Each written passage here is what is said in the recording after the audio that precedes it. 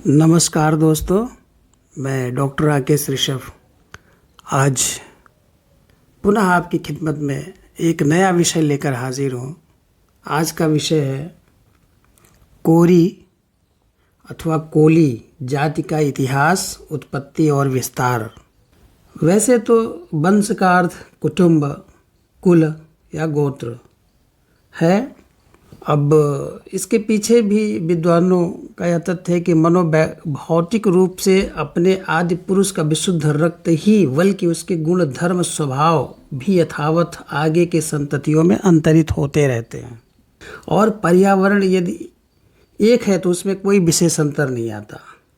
अपने मूल पुरुष में जो तेजस्विता अथवा यशस्विता होती है वही उसकी वंश परंपरा को जीवित रखती है और संततियां अपने आप को गौरवान्वित महसूस करती हैं। वैसे देखा जाए कोरी जाति या कोली दोनों एक ही हैं, जिसकी उत्पत्ति कोलिये शब्द से हुई है। कोलिये का जो या है उसका लोप हो जाने के कारण कोली हुआ। फिर कोली को ही उत्तर भारत में ला का रा या वर्ण विपर्य के कारण कोली को ही कोरी कहा जाता है। और यह ऐसी भारत की विशुद्ध और महान क्षत्रिय जाति है जिसका अपना पूरा इतिहास अक्षुण्ण है। आप बौद्ध साहित्य में बहुत आसानी से इस जाति के बारे में विस्तार से आपको मिल जाएगा।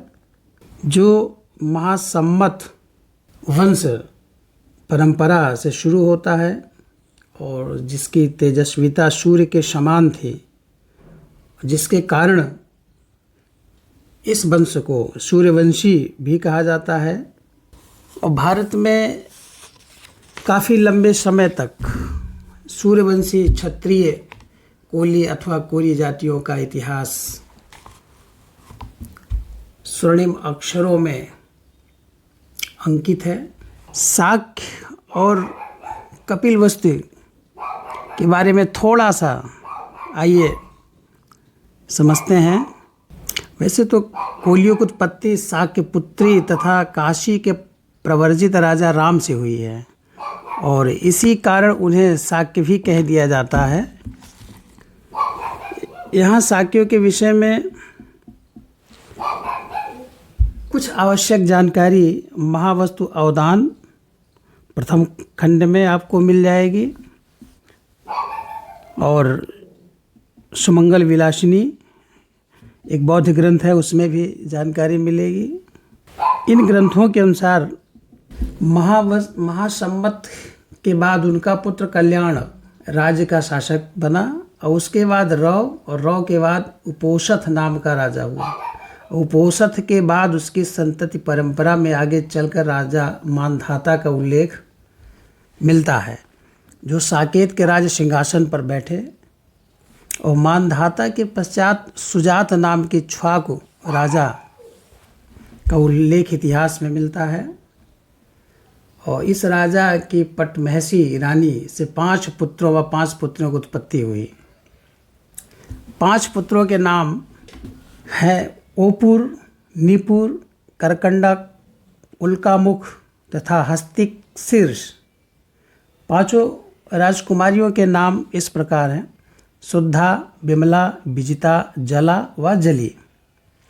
वैसे अन्य ग्रंथों में सुजात नाम की छ्वाकु राजा की जगह ओक्काक का नाम आता है, जिनकी 5 रानियाँ यथा भत्ता, जिनको भक्ता भी कहते हैं, चित्रा, जंतु, जालिनी, विशाखा। ओक्काक को रानी भत्ता से 4 पुत्रों का जन्म हुआ, जिनमें ओक्कामुख, करकंडक, हस्तिनिक और सीनपुर।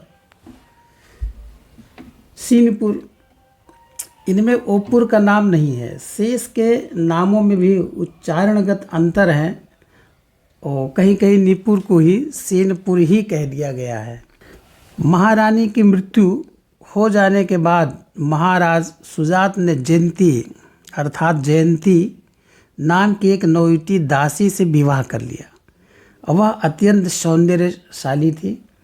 विवाह के बाद राजा ने उससे प्रभावित होकर उसे पट्टमहिषी के पद से विभूषित कर दिया। इससे महाराजा को जयंत नाम का पुत्र पैदा हुआ।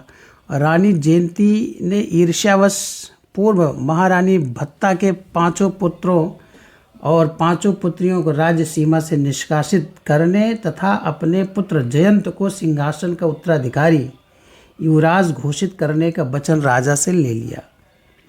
राजा को इस प्रकार वचनबद्ध होने की व्यवस्था का अभिशाप झेलना पड़ा और उसने अपने 10 प्रिय राजकुमार और राजकुमारियों को पर्याप्त सुरक्षा तथा अन्य सामग्री एवं कुछ प्रजाजनों के साथ साकेत की राज्य सीमा से बाहर भिजवा दिया और महाराज सुजात के देहावसान के बाद घोषित युवराज जयंत साकेत के राज सिंहासन पर बैठे। वैसे पुराण ग्रंथों में अनुश्रुतियों के आधार पर वैवस्वत मनु को प्रारंभिक शासक बताया गया, जबकि बौद्ध ग्रंथों में प्रथम शासक के रूप में महासम्मत का उल्लेख मिलता है। साकेत कौशल राज्य की सीमा से निष्कासित 10 राजकुमार राजकुमारियां हिमवंत प्रदेश की ओर चले गए। उनकी मुलाकात वहां बोधिसत्व कपिल मुनि से हुई। कपिल मुनि ने उन्हें निकट के साकोट वनखंड में निवास करने तथा नगर बसाने की अनुमति दे दी। राजकुमारों ने वहां रहकर रक्त शुद्धि को बनाए रखने की गरज से अपनी ही बहनों से विवाह कर लिया ताकि उनमें किसी अन्य रक्त का मिश्रण न हो सके। और यह समाचार जब राजा सुजात को मिला तो वे बड़े चिंतित हो गए। उन्होंने अपने पुरोहितों, ब्राह्मणों, पंडितों को बुलाकर उनसे इस प्रकार के विवाह की औचित्य या शक्यता पूछी तो उन्होंने सबने एक स्वर में रक्त शुद्धता की दृष्टि से उसे उचित अर्थात शक्य बताया। शाक्य महाराजा कुमारा ततो निदानं दोषेण च लिप्यन्ति। राजा सुजातो ब्राह्मण पंडित का नाम श्रुत्वा हृष्टो तुष्टो आत्मना इमं उदान मुदानयो शाक्या पुनर्भवन्तो कुमारा तेषां दान कुमाराणां शक्यम शाकिया अतिस्माख्या समाज्ञा प्रज्ञप्ति उदपाश। अर्थात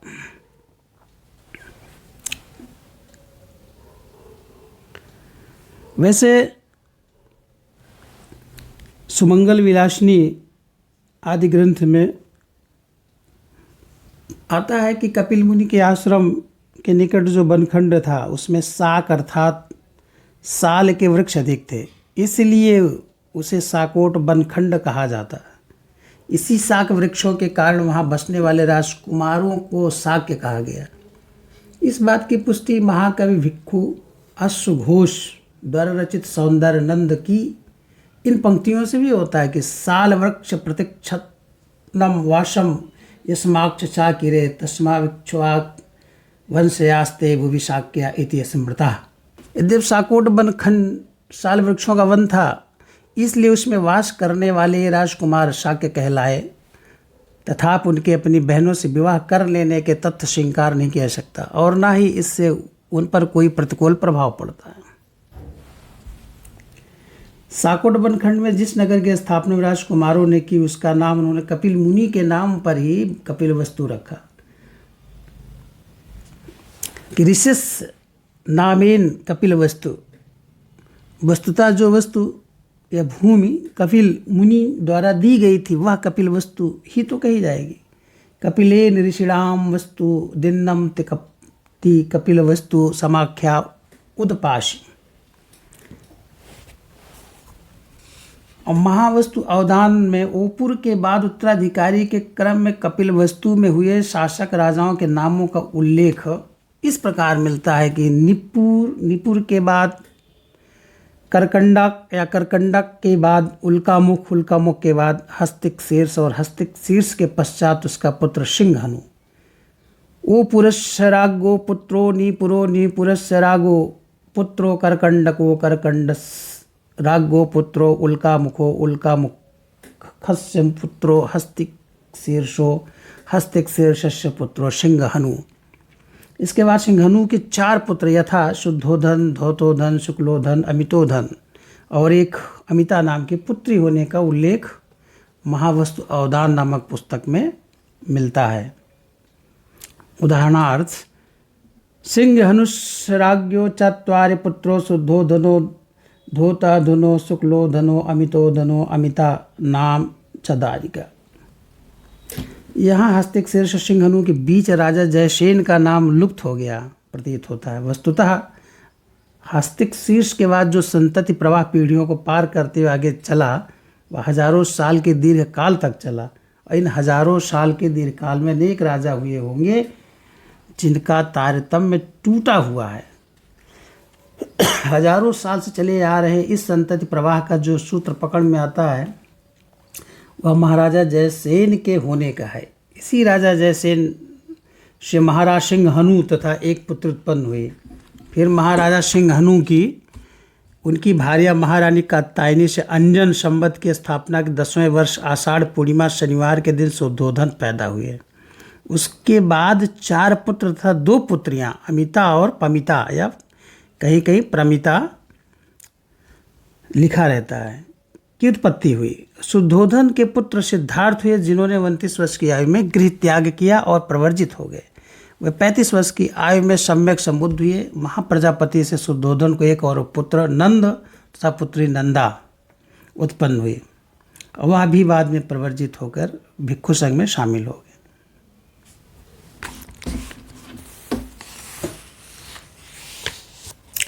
आइए अब विचार करते हैं कोलियों